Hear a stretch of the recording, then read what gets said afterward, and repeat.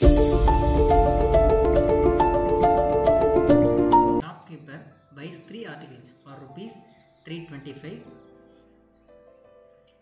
450 and 510.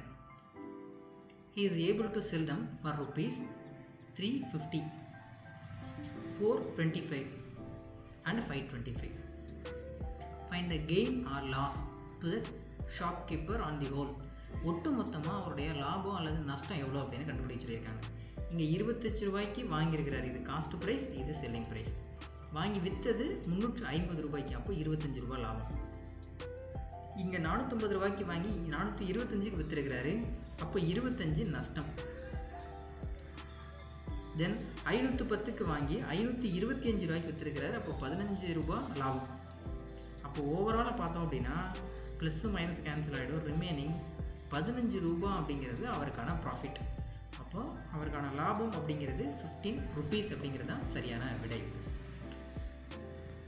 Next, if the selling price of a LED TV is equal to 5/4 of its cost price, then find the gain or profit percentage எவ்வளோ அப்படின்னு கேட்குறாங்க.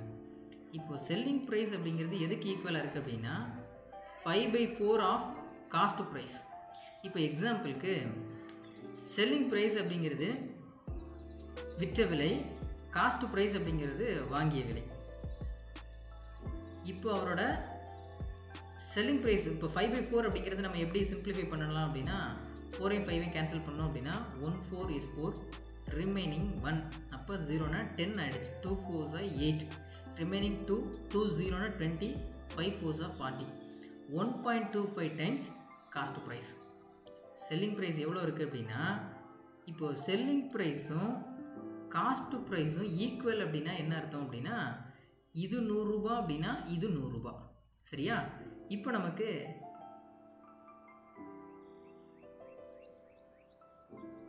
இங்கே selling price அப்படிங்கிறது cost price ரெண்டு ஈக்குவலாக இருந்ததுன்னா 100 100 அல்லது இந்த இடத்துல 1 இருக்கிறது அர்த்தம். அப்போ 100% இன்ட்டு 100 போட்டுக்கலாம். சரிங்களா? இப்போ இது எவ்வளோ இருக்குது அப்படின்னா 1.25 அப்படின்னா என்ன அர்த்தம் அப்படின்னா, இதை பர்சன்டேஜாக மாற்றுறதுக்கு பார்த்தோம் அப்படின்னா 1.25 அப்படிங்கிறது இந்த 25 அப்படிங்கிறது 1 விட கிரேட்டர் இல்லையா? அப்போ அதுதான் கூடுதலாக இருக்குது. அப்போ 0.25 அப்படிங்கிறது பர்சன்டேஜாக கன்வெர்ட் பண்ணும்போது இன்ட்டு 100 போட்டோம் அப்படின்னா 25% அதிகமாக இருக்குது. ஓகேவா? அப்போ அவரோட லாபம் அப்படிங்கிறது 25% அப்படிங்கிறது சரியான விடை. ஏன்னா இப்போ காஸ்ட் ப்ரைஸ் 100 ரூபா அப்படின்னா அவரோட செல்லிங் ப்ரைஸ் எவ்வளோ இருக்குது அப்படின்னா 1.25 டைம்ஸ் அதிகம். இப்போ எக்ஸாம்பிளுக்கு உங்களுக்கு இன்னும் புரியுற மாதிரி சொல்லணும்னா காஸ்ட் ப்ரைஸ் 100 ரூபாய் வாங்கியிருக்கிறாரு. இப்போ செல்லிங் ப்ரைஸ் அப்படிங்கிறது எவ்வளவு? 5/4 ஆஃப் காஸ்ட் ப்ரைஸ் இல்லையா? அப்போ 5/4 இன்ட்டு 100. அப்போது இதை 4ஆல் சிம்பிளி கேன்சல் பண்ணோம் அப்படின்னா 4 × 25 100. அப்போ 5 × 25 அப்படிங்கிறது 125. அப்போ காஸ்ட் ப்ரைஸ் 100 ரூபா, செல்லிங் ப்ரைஸ் 125 ரூபா. அப்போ எவ்வளோ கூடியிருக்கு? 25 ரூபா கூடியிருக்கு. 25 ரூபா எந்த அமௌண்ட்லேருந்து கூடியிருக்கு? 100 ரூபாயிலேருந்து கூடியிருக்கு. அப்போ 100 ரூபாயில் 25 ரூபா அப்படிங்கிறது 25%. ஓகேவா? ஆப்ஷன் பிங்கிறது சரியான விடை. அடுத்து, the cost price of 16 boxes of strawberries is equal to the selling price of 20 boxes of strawberries. Find a gain or loss percentage. இது நம்ம 16 boxes of cost price அது எதுக்கு ஈக்குவல் இருக்குது அப்படின்னா 20 boxes of செல்லிங் ப்ரைஸ்க்கு equal. சரியா? இப்போ நம்ம அப்போ தான் ஏற்கனவே இந்த சம்ம பார்த்துருக்குறது இதே மாதிரி. அப்போ 16க்கு 20க்கு டிஃபரன்ஸ் எவ்வளோ அப்படின்னா 4 டிவைடட் பை செல்லிங் ப்ரைஸோட குவான்டிட்டி எவ்வளோ? அது 20 இன்ட்டு 100. அப்போது 20னா இங்கே 5 × 20 100, 4 5s are 20. சரி, இப்போ இது லாபமாக நஷ்டமா அப்படிங்கிறது நமக்கு எப்படி பார்க்குறது அப்படின்னா, எப்போதுமே செல்லிங் ப்ரைஸ் அதிகமாக இருந்தது அப்படின்னாலே அது நமக்கான குவான்டிட்டியோட குவான்டிட்டி அதிகமாக இருந்துச்சுனாலே அது நமக்கு லாஸ் தான். சரியா? அப்போ 20ங்கிறது 20% அப்படிங்கிறது இங்கே லாஸ் தான் நமக்கு. சரியா? நஷ்டம் தான் 20% அப்படிங்கிறது. ஓகேவா? ஆப்ஷன் ஏங்கிறது சரியான விடை. By selling bicycle for rupees 4275 4275 ரூபாய்க்கு நம்ம விற்கிறோம். அப்படி விற்கும்போது ஷாப்கீப்பர் லூசஸ் 5%. அப்போ 5% அவர் லூஸ் பண்ணிடுறாரு. அப்போ எவ்வளோ விற்றுருக்கிறார் அப்படின்னா 95% தான் விற்றுருக்காரு. ஏன்னா 5% லாஸ்னாலே அது 100லேருந்து 5 கழிக்கிறோம் இல்லையா? How much should he sell it to have a profit of 5%?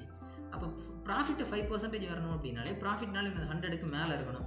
அப்போ ப்ராஃபிட் 5% கூடுதலாக இருக்குது அப்படின்னா அப்போ 105% எவ்வளோ அப்படிங்கிறது தான். அப்போ இதை நம்ம எப்படி பண்ணிடலாம் அப்படின்னா 95% அப்படிங்கிறது 4275. அதே மாதிரி 105% அப்படிங்கிறது எக்ஸு. அப்போ 4275 இன்ட்டு இந்த 105 இந்த பக்கம் கொண்டு போயிடலாம் டிவைடட் பை 95. 19.5 அப்படிங்கிறது 95, 21.5 அப்படிங்கிறது 105. இப்போ 19 வச்சு சிம்பிளிஃபை பண்ணோம் அப்படின்னா 2 19 38, ரிமைனிங் 4 47 இருக்குது. 2 19 38, ரிமைனிங் 9 9 5 95. அப்போ 5 19 95. அப்போ 225 21 மல்டிப்ளை பண்ணோம் அப்படின்னா 225 21.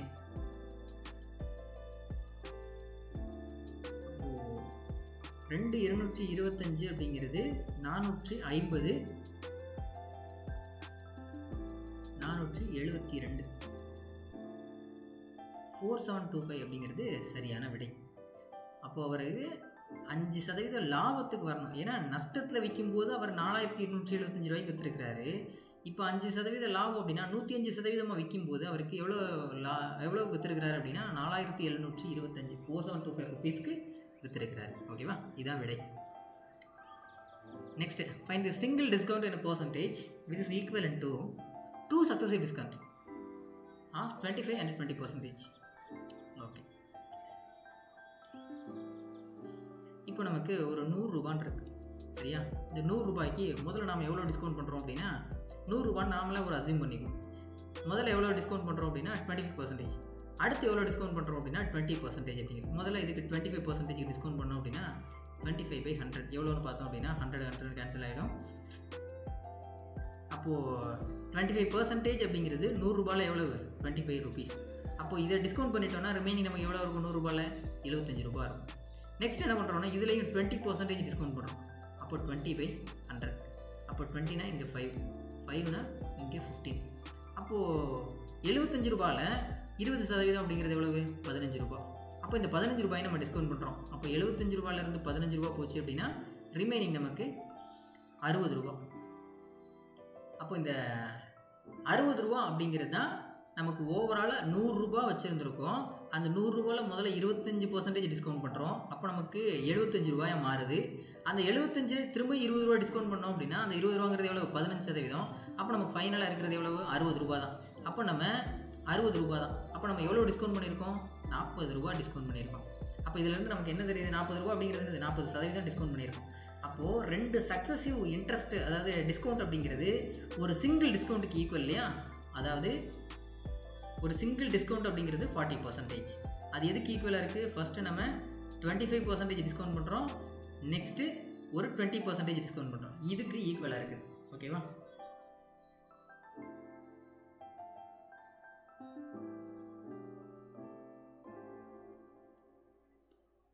அப்போ இதுக்கு சரியான answer option B 40%.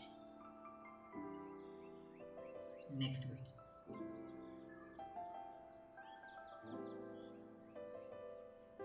If the profit earned on selling an article for rupees 810 is same as loss on selling it for rupees 530, find the cost price of the article. அதாவது என்ன அப்படின்னா ஒரு பொருளை வந்து 810 ரூபாய்க்கு விற்றுருக்கிறாரு. அப்படி விற்கும்போது அவருக்கு ஒரு ப்ராஃபிட் கிடைச்சிருக்கு. அதே மாதிரி அந்த பொருளை 530 ரூபாய்க்கு விற்கிறார். அப்போது அவருக்கு ஒரு லாஸ் நஷ்டம் கிடைச்சிருக்கு. இது ரெண்டுமே ஈக்குவல் அப்படிங்கிறாரு. அப்படி இருந்ததுன்னா அந்த பொருளோட காஸ்ட் ப்ரைஸ் என்ன? இப்போ எக்ஸாம்பிளுக்கு 100 ரூபான்னு இருக்கு. 100 ரூபாயில் 20% அப்படிங்கிறது 20 ரூபா. இப்போ இதில் இவர் 120 ரூபாய்க்கு விற்றுருந்தார் அப்படின்னா அவருக்கு அதில் 20% ப்ராஃபிட். அதே மாதிரி அதில் 20% கம்மியாக 80 ரூபாய்க்கு விற்றுருந்தாலும் அவருக்கு எவ்வளோ ஒரு நஷ்டம் 20% நஷ்டம். அப்போ இது ரெண்டும் ஈக்குவல். அப்போ இது ரெண்டுக்கும் எப்படி இந்த இடையில இருக்கக்கூடிய அமௌண்ட் எவ்வளோ நம்ம 100 ரூபான்னு ஃபிக்ஸ் பண்ணியிருக்கோம் இல்லையா, அதை எப்படி கண்டுபிடிக்கிறது? 120 80 கூட்டணும் அப்படின்னா 200 டிவைடட் பை 2 போட்டால் 100 அவ்வளோதான். அதே மாதிரி தான் இங்கே 810 + 530 டிவைடட் பை 2. அப்போ 810 530 கூட்டணும் அப்படின்னா 840, இங்கே 0 3 1 4 5 8 13 1340 டிவைடட் பை 2 2 6 12 மீதம் 14னா 7 2 14 0. அப்போது 670 ரூபா அப்படிங்கிறது அதோட அடக்க விலை. இதிலிருந்து நாம் 810 ரூபாய்க்கு விற்றாலும் அதில் நமக்கு இருக்கக்கூடிய ப்ராஃபிட்டும் 530 ரூபாய்க்கு விற்றாலும் அதில் இருக்கக்கூடிய லாஸும் 2 ஈக்குவல் தான். ஓகேவா? அப்போ மிடில் இருக்கிறது 670. Next, some articles are bought at 2 for ₹15.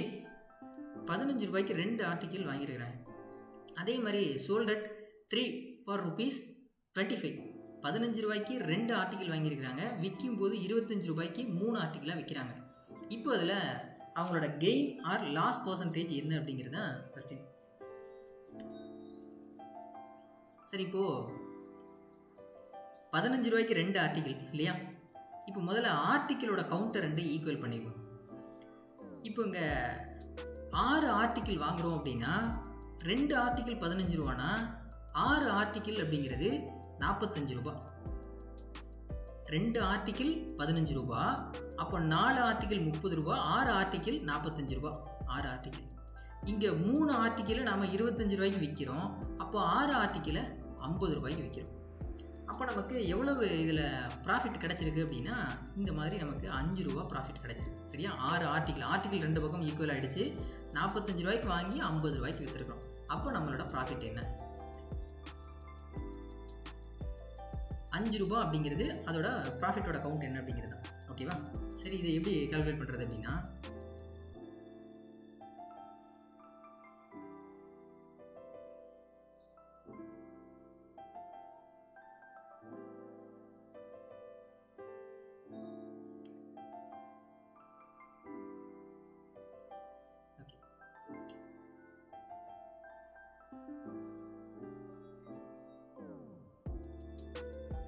$45 ரூபா அப்படிங்கிறது தான் நம்மளோட காஸ்ட் ப்ரைஸ்.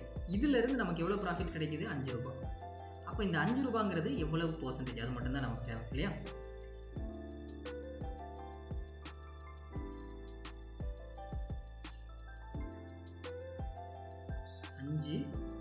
அஞ்சு ரூபான்றது நமக்கான ப்ராஃபிட்.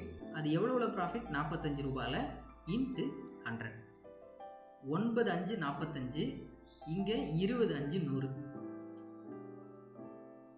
அப்போ 5 20 100/9. அப்போ 100/9 அப்படின்னு வரும்போது இது என்ன பண்ணலாம் அப்படின்னா 11 9 99. அப்போ ரிமைனிங் 1. அப்போ 11 1/% அப்படிங்கிறது தான் நமக்கான ப்ராஃபிட். இந்த 5 ரூபா அப்படிங்கிறது 45 ரூபாயிலிருந்து அது எவ்வளோ பர்சன்டேஜ் அப்படின்னா 11 1/9% அப்படிங்கிறது தான் ஆன்சர். இதுக்கு ஆப்ஷன் சிங்கிறது சரியான விடை. Okay, thank you. நம்மளோட டெலகிராம் சேனலில் ரெகுலராக கரண்ட் அஃபேர்ஸை அப்டேட்டை பார்த்துக்கிட்டே வாங்க. சரிங்களா? ரிமைனிங் நம்ம அடுத்த டாப்பிக்கில் பார்க்கலாம். தேங்க்யூ.